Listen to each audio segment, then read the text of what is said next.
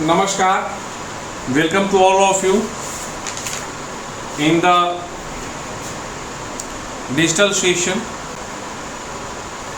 of teaching, in which today again I am going to carry forward or move toward the next topic under class 8 SST chapter 4 minerals and power resources, in which we discussed in our previous session that what do we mean by extractions of minerals, and now afterward we discussed that it is not true or it's not fact that minerals are evenly distributed over the world. I told you clearly that this one is in the non-uniform presence. ऐसी नहीं है कि एक निश्चित दूरी पर तमाम एक प्रकार के धातुओं की उपलब्धता है, कोई क्षेत्र में किसी प्रकार के मिनरल्स हैं, किसी क्षेत्र में किसी प्रकार से मिनरल्स हैं, कोई ऐसा भी क्षेत्र है जहां मिनरल्स हैं ही नहीं. So due to that it's necessary for us that now only as a continent basis we will study that which continent is famous for which kind of mineral. So for that, the point one, we are going to start our journey from Asia. Actually, first of all, Asia is the largest continent, so definitely we have to start our discussion from the largest continent. So Asia, now according to the minerals, I am going to give you the fact. Like for iron, को हिंदी में क्या बोलते हैं? लोहा बोलते हैं. और इसके अयस्क को क्या बोलते हैं? आयरन ओर बोलते हैं. तो आयरन ओर्स जो है बेसिकली एशिया में आपको चाइना, इंडिया,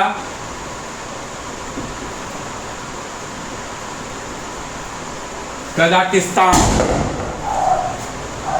एंड सर्बिया, ये प्रमुख देश हैं.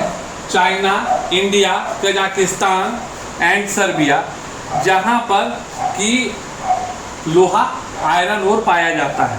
And it's the fact that Asia produces more than half of the world steel. जो दुनिया में टीन का उत्पादन होता है पूरी दुनिया में, उसमें आधा से ज़्यादा का उत्पादन एशिया के द्वारा ही किया जाता है. And China, Malaysia and Indonesia are among the world's leading tin producing countries. जो टीन के a product which is going to be made by iron, not completely iron. So the largest producers are China, Malaysia and Indonesia. India is famous for mica. Mica का मतलब क्या होता है? अभ्रक. आप अगर बिहार झारखंड से ताल्लुकात रखते हैं तो कोडरमा का नाम जानते होंगे, जहां अभ्रक का उत्पादन सर्वाधिक होता था. So India is famous for mica. Asia is also has rich deposits of manganese, nickel, copper, gold, silver and zinc. So basically these are the facts that such kind of minerals are usually found in our continent Asia. Now we will move toward Africa.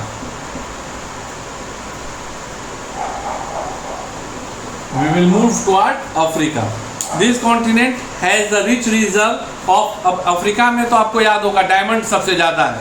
Diamond, gold and platinum. A major part of the world's diamonds comes from South Africa, Zaire and Botswana.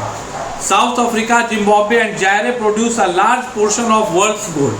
आप एक तरह से समझिए, इसके हिसाब से Africa में कह रहा है कि हीरो के लिए भी सबसे बड़ा जो प्रमुख उत्पादक देश है उसमें दक्षिण अफ्रीका का नाम आ रहा है. अब उसके बाद जब सोने की चर्चा हो रही है तो उसमें भी दक्षिण अफ्रीका का नाम आ रहा है. It means South Africa is famous for the production of as well as diamond and as well as gold. You have to keep it in your mind. Guyana is a leading producer of the aluminium ore named bauxite. जो aluminium का ओर जिसको bauxite के नाम से जानते हैं, उसके प्रमुख उत्पादक के तौर पे गुयेना का नाम आता है. And democratic Republic of Congo is largest producer of cobalt. Cobalt का जो सर्वाधिक उत्पादन होता है उसके लिए रिपब्लिक ऑफ कांगो का नाम आता है। अफ्रीका ऑल्सो प्रोड्यूसेस, इसके साथ साथ, ये तो विशेष चीज़ें हुई, इसके साथ साथ अफ्रीका जो है वह आयरन और क्रोमियम, कॉपर, इन सभी चीज़ों का भी उत्पादन करता है। The copper belt of Africa runs from the Democratic Republic of Congo to Zambia. एक बेल्ट है जो कि कांगो, रिपब्लिक ऑफ कांगो से जाम्बिया तक जाता है अफ्रीका कॉन्टिनेंट में, and that region is known as copper belt of Africa.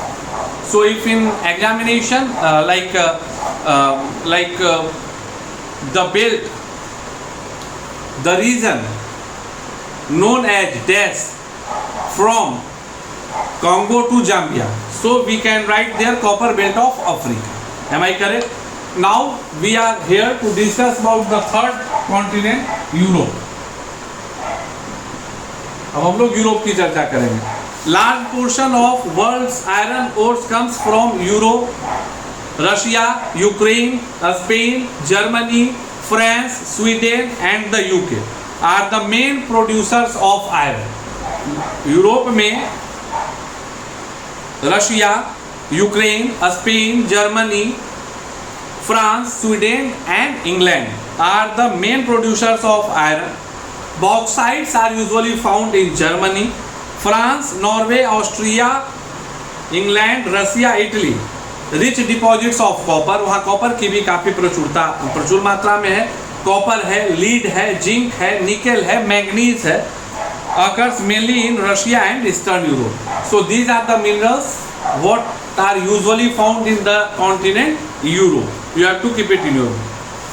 And now we are here to discuss about South America. Now we are here to discuss about South America. 4 continents we have to discuss today, and the remaining 3 and all we will discuss it in my next class. So now what I have to discuss? South America.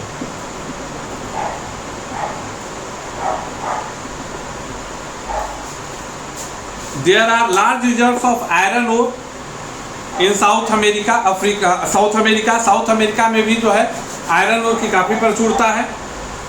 Brazil has high grade deposits and is the world's largest producer of iron ore. याद रखना है, Brazil जो है विश्व का सबसे बड़ा iron ore उत्पादक देश है आपकी किताब के अनुसार।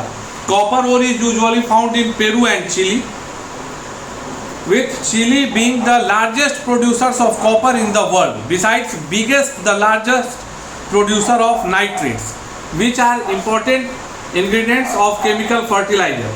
So usually we can say that Chile जो है is famous for copper as well as nitrates, जो कि केमिकल फर्टिलाइजर का मेन इंटीग्रेंट माना जाता है। Brazil and Bolivia are among the world's largest producer of tin.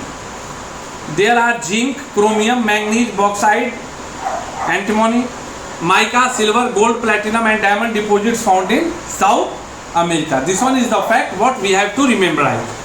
So you have to do one thing, write the name of continent,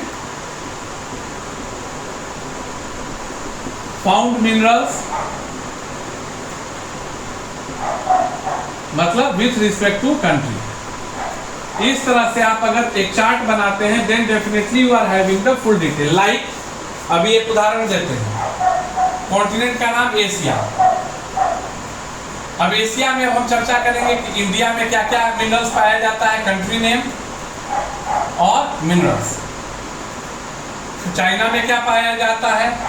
इस तरह से जो है हम चार्ट को बना के अगर तमाम महाद्वीपों का रखेंगे तो हम लोगों को संपूर्ण जानकारी मिलेगी। So I am requesting to you that do Google, आप गूगल करें।